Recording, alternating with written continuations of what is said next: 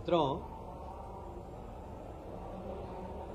उज्जैन में विक्रम महोत्सव चल रहा है और वहाँ पर एक सम्राट विक्रमादित्य के ऊपर महानाटिका 12, 13, 14 अप्रैल को दिल्ली में आयोजित की जा रही है। आप सभी जानते हैं सम्राट विक्रमादित्य ने जिस तरीके से विक्रम संवत चालू किया और एक तरीके से कालगणना का केंद्र एक समय उज्जैन थी। हम उस कालगणना केंद्र को एक बार फिर से सारे विश्व के अंदर बताना चाहते हैं, क्योंकि हमारे जो गणितज्ञ हैं उन्होंने समय को 1 सेकंड के 34,000वें हिस्से तक कैलकुलेशन किया और इसलिए हमारे गणितज्ञों की विशेषता को हम सारी दुनिया को एक बार फिर से बताना चाहते हैं। उज्जैन कालगणना का केंद्र बने, इस दिशा में हम लोग काम करना चाहते हैं। और उसी के साथ साथ आप सभी जानते हैं कि भारतीय कैलेंडर की शुरुआत गुड़ी पड़वा से होती है। इंदौर उज्जैन में तो काफ़ी समय से गुड़ी पड़वा नववर्ष के रूप में मनाया जाता है। इस बार माननीय मुख्यमंत्री जी ने निर्देश दिए कि प्रदेश के सभी जिलों में नववर्ष के रूप में गुड़ी पड़वा उत्सव मनाया जाए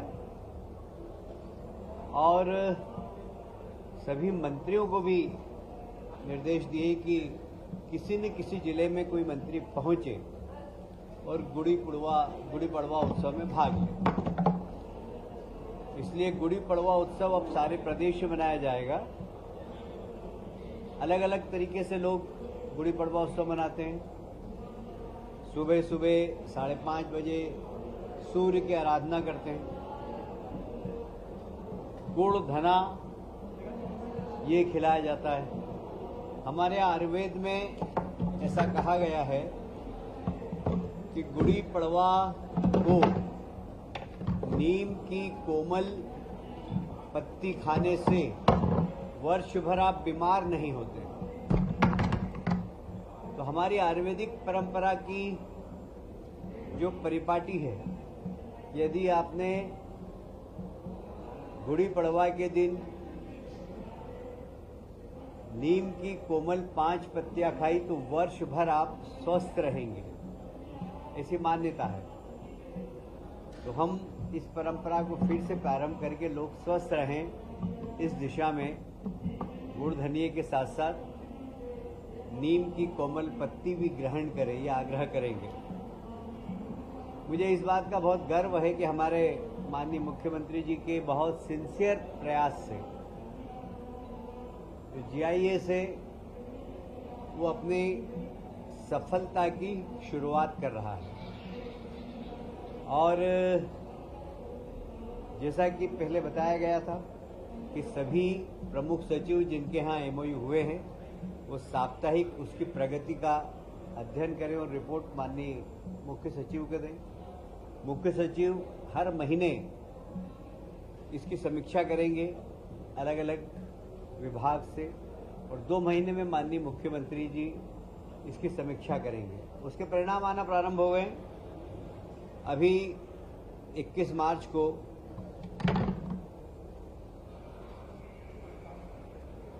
भिंड चंबल में 18 भूमि पूजन हुए। अगर आपको डिटेल कहूँ कौन कौन सी कंपनी, तो मैं नाम बता सकता हूँ, पर वो आपको राइटिंग में मिल जाएंगे। 18 ऐसे ग्वालियर में भी भूमि पूजन हुए हैं। आने वाले समय में और 7 औद्योगिक इकाई के भूमि पूजन होने वाले हैं। संभागीय स्तर पर भी हमारे जो MOU हुए उन पर क्रियान्वयन प्रारंभ हो गया है और अतिशीघ्र वहाँ पर भी भूमि पूजन प्रारंभ हो जाएंगे, जिससे कि इंडस्ट्रियलाइजेशन की उस क्षेत्र के अंदर शुरुआत हो। हमारे पास सभी संभाग से निवेश के प्रस्ताव मिले थे, संभाग स्तर पर, जिला स्तर पर भी उसकी प्रगति और उसकी समीक्षा हो रही है। और वहाँ पर भी आप देखेंगे कि एक वर्ष भर के अंदर ही काफ़ी पूरे प्रदेश के अंदर इंडस्ट्रियलाइजेशन की शुरुआत हो जाएगी। मुझे कहते हुए बहुत प्रसन्नता हो रही कि हमारे यहाँ ओंकारेश्वर में 26वीं वाइल्ड लाइफ सेंचुरी स्वीकृत हो गई है। हमें ये कहते हुए बहुत प्रसन्नता हो रही है कि इस वाइल्ड लाइफ में जितना भी वन क्षेत्र है वहाँ पर कोई भी वनग्राम नहीं है, इसलिए किसी प्रकार की कोई परेशानी नहीं है। लगभग 614 वर्ग किलोमीटर प्रदेश 614 किलोमीटर की ये वर्ग मीटर की वन सेंचुरी है ये, और ये 26वीं वाइल्ड लाइफ सेंचुरी होगी, जिसका कि देश में सर्वाधिक वन सेंचुरी बनाने का जो एक रिकॉर्ड है वो मध्य प्रदेश के नाम है। माननीय मुख्यमंत्री जी ने निर्देश दिए, गर्मी प्रारंभ हो गई है, इसलिए सभी माननीय मंत्रीगण अपने अपने प्रभार के जिले में पानी की व्यवस्था को देखें, लोगों को पीने का पानी मिले, पशुओं को पीने का पानी मिले और समाज के अंदर इस प्रकार का वातावरण बने कि पक्षियों के लिए भी लोग पानी की व्यवस्था करें। मैं समझता हूँ इतना बारीक कोई मुख्यमंत्री सोचता नहीं है कि पशुओं के पानी की भी चिंता करें और पक्षियों के पानी की भी चिंता करें। आज कैबिनेट में माननीय मुख्यमंत्री जी ने सभी माननीय कैबिनेट मंत्रियों से आग्रह किया है। अभी कुछ क्षेत्रों में ओलावृष्टि हुई है, ओलावृष्टि के लिए भी माननीय मुख्यमंत्री जी ने निर्देश दिए हैं सारे कलेक्टर्स को कि जल्दी से उसका सर्वे करें और आपदा प्रबंधन के माध्यम से उन सब किसानों का जिनका नुकसान हुआ है उन्हें आरबीसी की तहत उनकी जो मुआवजा है वो उनको अतिशीघ्र मिले, इसकी चिंता करें। जैसा कि मैंने पहले बताया था आपको कि हम आत्मनिर्भर नगर निगम और नगर पालिका बनाने के लिए प्रयासरत हैं और हमने ये भी अध्ययन किया कि सबसे बड़ा खर्चा अगर नगर पालिका नगर निगम का है तो पहले तनख्वाह का, दूसरा पेयजल के बिल का, बिजली के बिल का। हमने उसको कम करने के लिए सोलर प्लांट प्रदेश में 4 बड़े लगाने का निर्णय लिया है, उस पर कार्रवाई चल रही है। उसी प्रकार से लोक स्वास्थ्य यांत्रिकी विभाग भी जितनी भी समूह जल योजना है उनके लिए भी अब सोलर प्लांट लगाने का आज कैबिनेट में उन्होंने अनुमति मांगी थी, जिससे कि जल योजनाएं बहुत भार नहीं आए, कम कीमत पर और उनको बिजली उपलब्ध हो सके। यदि सरप्लस बिजली हो तो वो विद्युत मंडल खरीद सके, तो मतलब बिजली बेचने वाला भी समूह योजना हो सके, ऐसे उन्होंने कैबिनेट में अनुमति मांगी है। आज वो अनुमति उनको प्रदान कर दी गई है। एक बहुत ही अच्छा निर्णय और हुआ है। आप सभी जानते हैं कि हमारा जो खजुराहो है वो यूनेस्को में वर्ल्ड हेरिटेज की सूची में है।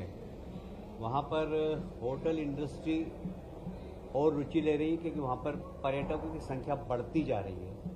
पिछले 3-4 वर्षों में वहाँ पर पर्यटकों की संख्या लगभग डबल हो गई है और इसलिए वहाँ अच्छी होटल्स और बने। वहाँ पहले से ही राजगढ़ कोठी ओबेरॉय ग्रुप के पास थी। ओबेरॉय ग्रुप आप जानते हैं कि देश का सबसे प्रतिष्ठित होटल व्यवसाय में से एक है। उन्होंने राजगढ़ कोठी को बिल्कुल हेरिटेज कोठी के रूप में, होटल के रूप में बनाया है, पर उन्होंने इससे लगी हुई जमीन 19 एकड़ की मांगी है, जहां वो वेलनेस सेंटर डालना चाहते हैं, एक तो वर्ल्ड क्लास फैसिलिटी देना चाहते हैं, जिससे कि खजुराहो और ज़्यादा आकर्षण का केंद्र बने। आज शासकीय मूल्य पर 19 एकड़ जमीन लगभग 19 एकड़ जमीन है, वो ओबेरॉय समूह को देने का निर्णय लिया है। मैं समझता हूं कि भारतीय जनता पार्टी की सरकार मध्य प्रदेश की संवेदनशील सरकार है। कोई भी समस्या आए उसके पहले सोचना प्रारंभ कर देती है। आज की कैबिनेट में हमने माननीय मुख्यमंत्री जी ने जिस तरीके से आने वाले गर्मी उससे उत्पन्न हो सकती जो समस्याएं उसके ऊपर सबको सावधान रहने के निर्देश दिए हैं। इतना ही आज कैबिनेट में हुआ है। बाकी अगर आप कोई पूछना चाहें, वैसे अब रखेंगे नाम तो बता देंगे। अभी तो ओंकारेश्वर है और ओंकारेश्वर से अच्छा नाम कोई हो नहीं सकता।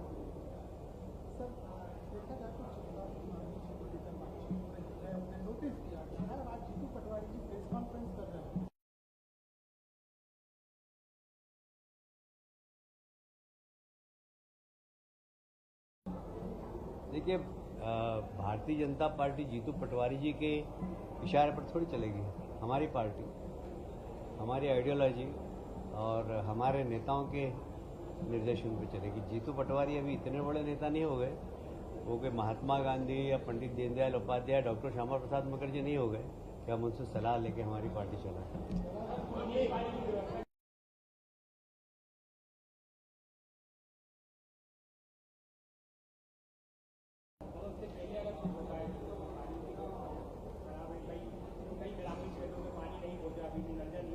मैंने पहले ही बता दिया कि मुख्यमंत्री ने निर्देश दिए हैं कि पूरे जिले में जाकर लोगों के पास जल पानी पहुंचे, उसकी समीक्षा करें। जहां पानी कम हो टैंकर की व्यवस्था करें। तो समीक्षा होगी और कलेक्टर को भी इस प्रकार के निर्देश जारी कर देंगे।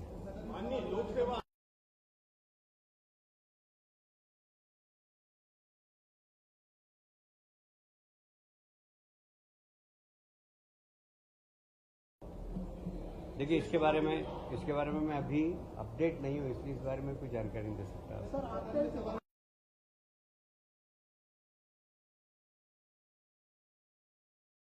पार्टी अपने नियम और कानून से चलती है, किसी दूसरी पार्टी के नियम और कानून से नहीं चलती। इसलिए हमारे यहाँ कोई भी काम कार्यकर्ता अगर करता है तो हम अब देखते हैं कि वो अनुशासनहीनता की श्रेणी में आता है तो नोटिस देते हैं। अब इसमें बाकी दल को कोई प्रश्न उठाने का कोई सवाल ही नहीं है।